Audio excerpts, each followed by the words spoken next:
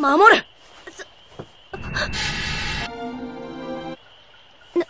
何をせよ。Halo para jomblo yang suka ngabisin nasi, berjumpa lagi bersama Walusium di sini. Bagaimana kabar kalian hari ini? Semoga kalian diberi kesehatan dan rezeki yang berlimpah. Pada video kali ini Mimin akan melanjutkan anime Naruto The Movie yang rilis di tahun 2007. Movie kali ini Pak Kade sudah dewasa guys. Dalam serial ini berjudul Naruto Shippuden The Movie. Karena sudah masuk Naruto Shippuden, jadi tolong bantu Mimin ya dengan cara tekan tombol subscribe dan notifikasinya. Dukungan kalian itu sangat berarti sekali buat Mimin. Oke lah, tanpa berlama-lama lagi, langsung saja siapkan batu, lemparkan ke teman kalian dan selamat menonton.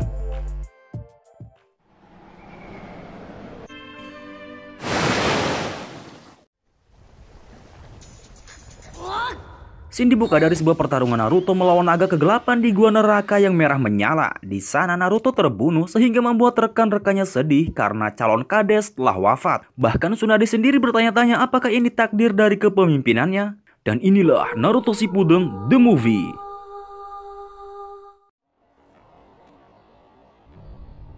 Kisah berawal dengan diperlihatkannya seorang pria bernama Yomi bersama 4 bawahannya yaitu Kusuna, Suzuki, Satsuna, dan Gitai. Anak buahnya tersebut dibekali dengan ular penghimpun cakra untuk memperkuat daya tempur mereka. Yomi berasal dari klan shinobi sekaligus pengikut Morio yang telah menghabiskan beberapa generasi untuk menyempurnakan ninjutsu medis terlarangnya. Kemudian mereka menyerang kuil iblis untuk membangkitkan jiwa Morio yang telah lama tersegel di kuil tersebut. Agar ambisi Morio dahulu yaitu untuk menginvasi 5 negara besar dan membangun negara 1000 tahun dapat terlaksana. Dengan memanfaatkan hantu abadinya agar 5 negara besar dapat tunduk di bawah kekuasaannya.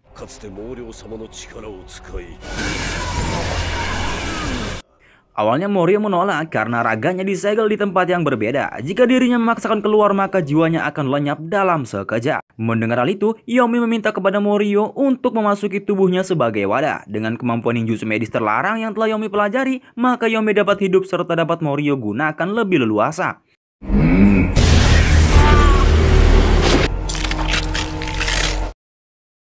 Dengan kekuatan yang Morio miliki, dirinya pun membangkitkan pasukan hantu abadinya. Kemudian Yomi berencana akan membebaskan raga Morio di negeri Rawa. Namun sebelum itu, Morio memerintahkan Yomi dan anak buahnya untuk membunuh pendeta tertinggi dari negara klan iblis bernama Shion. Karena Shion satu-satunya keturunan klan iblis yang memiliki kekuatan untuk menyegel tubuh serta jiwa Morio. Dahulu, sekelompok ninja menggunakan kekuasaan iblis Morio untuk menciptakan tentara abadi dan mencoba menguasai dunia serta menciptakan kerajaan 1000 tahun. Morio mengendalikan tentara abadinya berhasil menaklukkan beberapa negara. Dan selangkah lagi Morio dapat menghancurkan seluruh dunia. Pada saat itulah Miroku, ibu dari Shion, pendeta negara iblis, memakai ninjutsu yang sangat kuat untuk menyegel jiwa Morio di bawah tanah negara iblis dan tubuhnya disegel terpisah di negeri Rawa. Kini kemampuannya tersebut ia turunkan kepada Shion untuk berjaga-jaga jika suatu saat nanti Morio dibangkitkan. Kemudian pasukan abadi menyerang negara iblis untuk menginvasi 5 negara besar. Tentunya pasukan negara iblis tidak bisa menanganinya. Mereka pun mengirimkan permintaan bantuan terhadap desa Konoha. Dengan cepat, desa Konoha menanggapi ancaman tersebut dan pihak Konoha sendiri akan bekerja sama dengan negara lain untuk menangani krisis invasi ini. Tsunade memerintahkan sebagian jonin di desanya terjun ke medan pertempuran untuk melawan pasukan hantu abadi.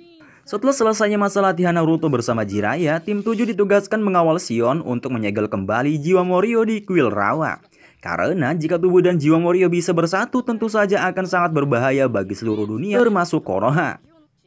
Tsunade sendiri menunjuk Hyuga Neji sebagai pemimpin tim 7 dan diperkuat oleh Rock Lee. Mereka pun berangkat ke negeri iblis.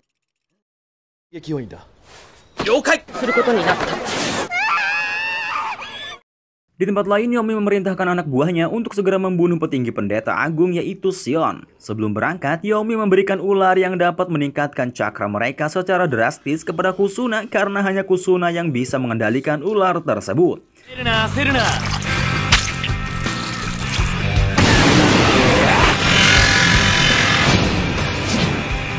Kemudian mereka menyerang kediaman pendeta agung yaitu Shion. Di saat yang bersamaan, lonceng pemberian Hiroku berbunyi dan memberikan penglihatan bagi Shion jika Naruto akan mati dan juga para prajurit karena melindunginya. Di sini kita mengetahui jika takdir Naruto mati di medan pertempuran adalah penglihatan masa depan milik Shion. Kusuna, Suzuki, Shitsuna, dan Gitai menyerang para prajurit negara iblis untuk membunuh Shion yang berada di kamar. Saat Kusuna akan membunuh Shion, untungnya salah satu prajurit mengorbankan dirinya untuk melindunginya. Ditambah lagi Naruto sudah sampai di sana sehingga Shion dibawa keluar oleh Taruho. Pak Kades yang keras kepala tidak mengikuti perintah Neji memang berhasil menyelamatkan Shion. Namun justru dirinya terjebak oleh serangan gabungan Gitai, Suzuki, dan Setsuna. Sementara Kusuna mengejar Taruho yang membawa Shion. Neji yang melihat hal itu pun memerintahkan Lee dan Sakura untuk menolong Naruto. Sementara dirinya yang akan menangani Kusuna. Sakura dan Lee berhasil memukul mundur 3 orang ninja itu karena mereka kehabisan cakra. Sementara Neji berhasil menyelamatkan Shion. Gitai pun akan mencari keberadaan Kusuna untuk meminta lebih banyak cakra lagi. Namun setelah bertemu Kusuna, Lee tidak membiarkan mereka istirahat sedikit pun. Sehingga Kusuna memutuskan untuk mundur terlebih dahulu. Kemudian tim 7 menghadap Shion di ruangannya dan memperkenalkan diri mereka masing-masing.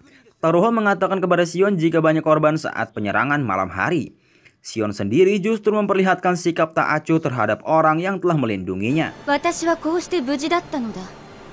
Sikap Shion tersebut membuat Naruto sangat marah kepadanya. Di saat yang bersamaan, Shion teringat dan memberitahukan kepada mereka jika dada Naruto akan tertusuk dan mati. Taruho menjelaskan jika Shion memiliki kemampuan untuk melihat masa depan dan penglihatannya tersebut 100% akurat benar-benar terjadi. Mendengar hal itu, Naruto pun sangat ketakutan sehingga dirinya memakai plat baja agar bisa melindungi tubuhnya dari bahaya.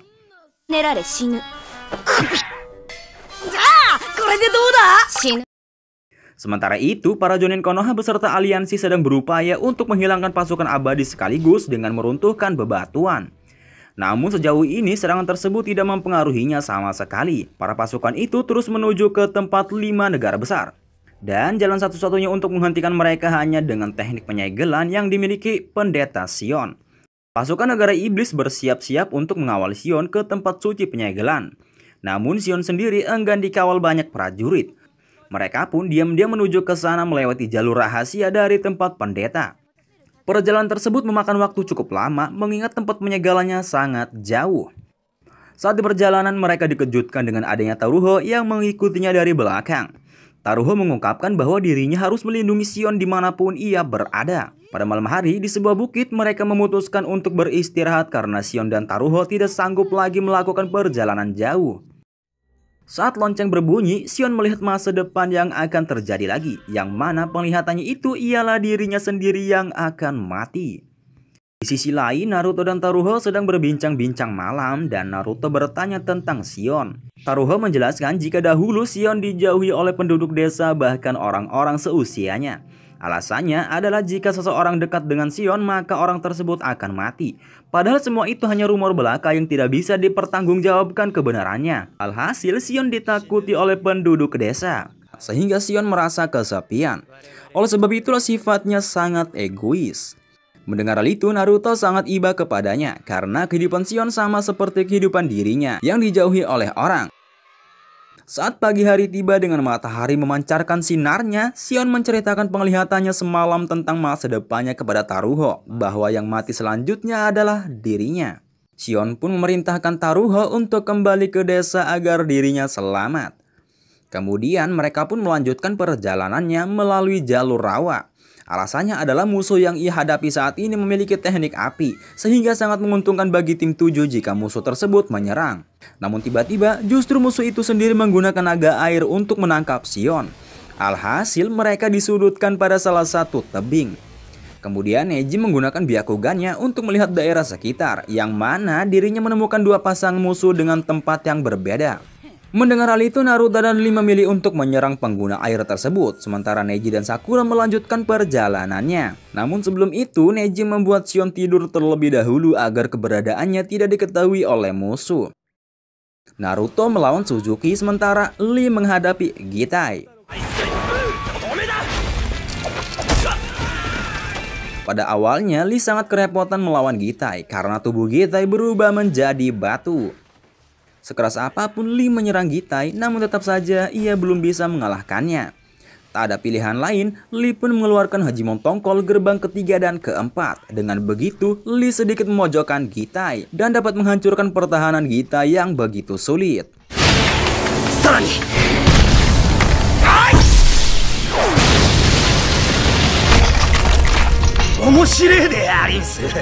Lalu Gitai mengeluarkan ular cakra yang ada di dalam tangannya dan meminum darah ular tersebut untuk meningkatkan kekuatannya, sehingga membuat pertarungan mereka begitu sengit.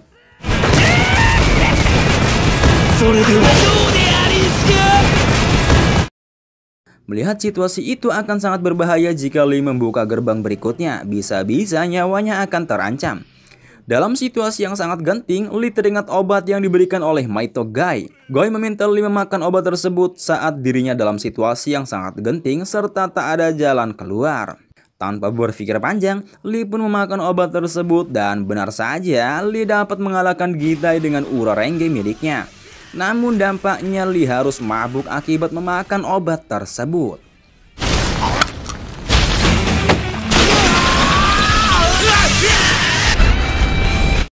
Sementara Naruto mengeluarkan 1000 bayangannya untuk menghadapi Suzuki. Namun jurus tersebut dapat dikalahkan dengan sekejap menggunakan jurus airnya. Ternyata serangan yang dilakukan oleh Gitai dan Suzuki yang bukan lain hanya untuk memisahkan mereka dengan Neji. Benar saja, saat ini Neji dan Sakura sedang dikejar oleh dua musuh, sehingga Neji memerintahkan Sakura untuk pergi terlebih dahulu, sementara dirinya yang akan melawan mereka berdua sekaligus.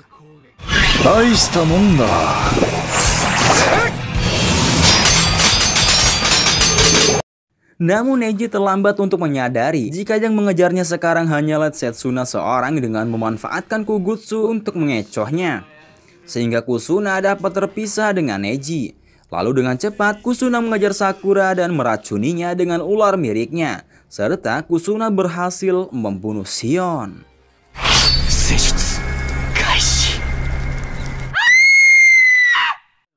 Naruto dan Lee dibuat terkejut setelah sampai di sana, yang mana mereka melihat Shion sudah tak bernyawa.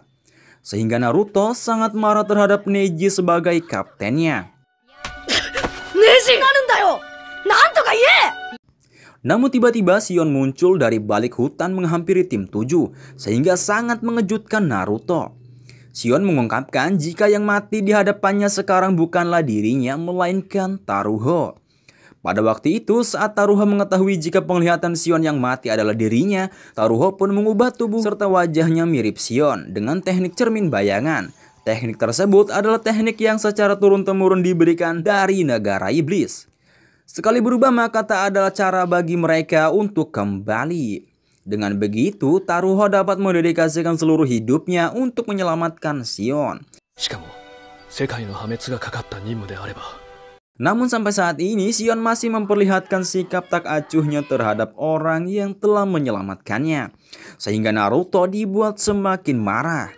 Lama-kelamaan Shion memperlihatkan sikap aslinya yang mana dirinya ternyata orang yang sangat baik dan selalu memperhatikan bawahannya.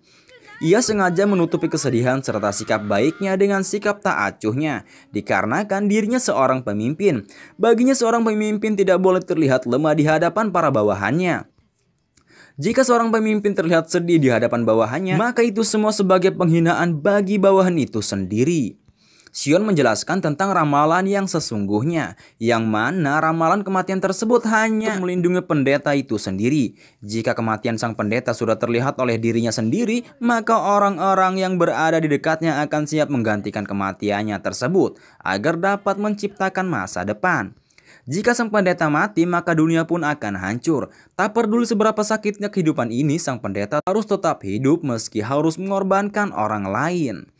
Karena tidak ada yang bisa menyegel jiwa Morio, bahkan 5 negara shinobi sekalipun tak akan bisa menyegelnya. Secara tidak langsung para bawahannya tersebut ialah seorang pahlawan dunia yang menciptakan masa depan bagi generasi berikutnya. Itulah takdir yang diberikan pada pendeta tertinggi dan desa negeri iblis. Naruto yang mendengar itu pun hanya terdiam tanpa kata. Cerita berlanjut yang mana Kusuna melaporkan kepada Yomi bahwa Gitai telah mati, namun rencana untuk membunuh Shion sudah berhasil. Mendengar hal itu, Yomi memarahi mereka karena jiwa Morio masih merasakan keberadaan Shion. Dan orang yang telah mereka bunuh ialah Shion yang palsu. Mendengar hal itu, mereka pun berlanjut menjalani tugasnya.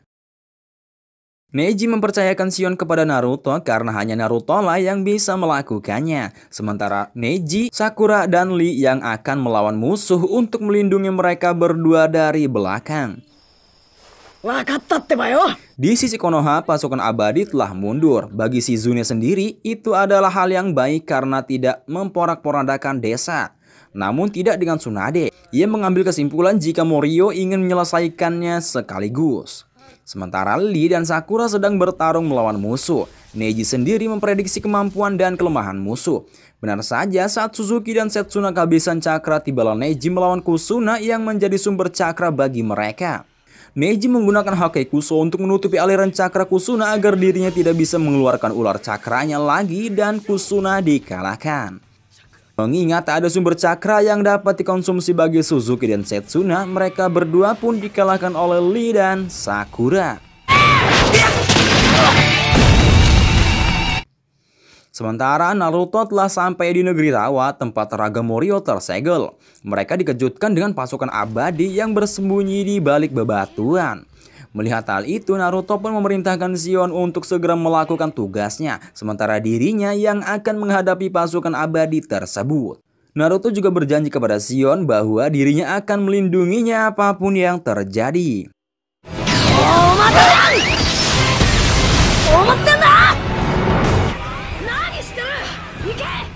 Shion pun bergegas masuk ke dalam, namun ia teringat kembali penglihatan masa depannya jika Naruto akan mati di tempat itu, sama seperti apa yang ia lihat dalam ramalannya. Tiba-tiba ia dikejutkan dengan Yomi yang telah dikendalikan oleh Morio sudah berada di sana bersama pasukannya. Tanpa ragu, Shion terus maju. Saat pasukan itu akan membunuhnya, tiba-tiba mutiara peninggalan ibunya bersinar dan berhasil mengalahkan pasukan abadi. Di sana, Morio mengatakan bahwa dirinya tidak bisa membunuhnya. Begitupun dengan Shion tak akan bisa melenyapkannya. Karena sebenarnya mereka berdua awalnya adalah makhluk yang sama. Namun Shion tak peduli akan hal itu. Ia pun memulai akan menyegel Morio. Mula-mula Shion membuat penghalang agar Morio tidak bisa masuk. Melihat hal itu, Morio mengungkapkan jika Shion akan menyegelnya, maka Shion juga akan ikut tersegel jadi satu. Sama seperti apa yang dilakukan ibunya dahulu. Dan ibunya kini berada di dalam jiwa Morio. Shion pun terus melakukan ritual penyegelan tersebut. Namun Shion melakukan kesalahan yang mana ia tidak menunggu Yomi mati terlebih dahulu. Akhirnya Morio menerobos penghalang yang dibuat oleh Shion dengan mengorbankan Yomi. Dan jiwa Morio kini kembali ke tubuhnya. Sementara Shion sangat shock dengan kegagalannya padahal dirinya telah belajar banyak tentang penyegelan. Tak berselang lama Naruto masuk ke gua tersebut. Ia senang jika Shion telah berhasil menyegel Morio. Namun yang terjadi justru sebaliknya.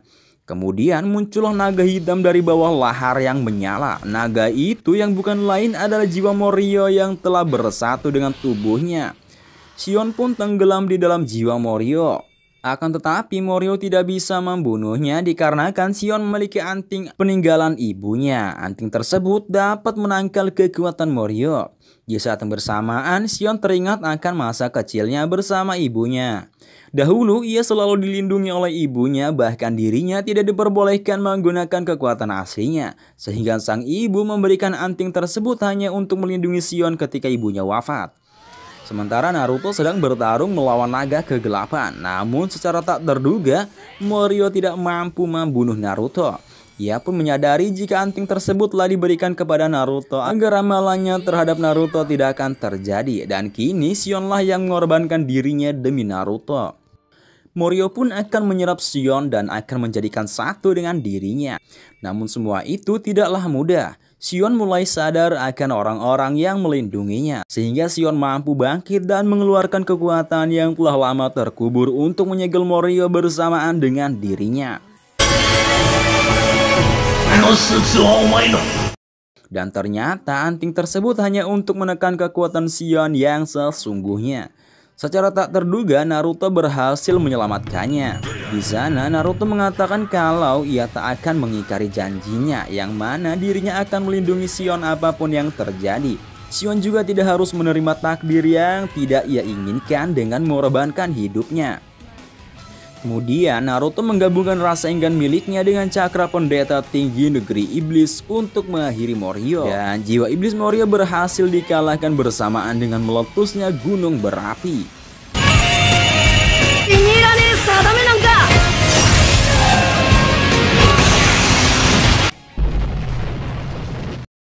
Sementara pasukan abadi telah dikalahkan oleh Jonin Konoha beserta aliansinya.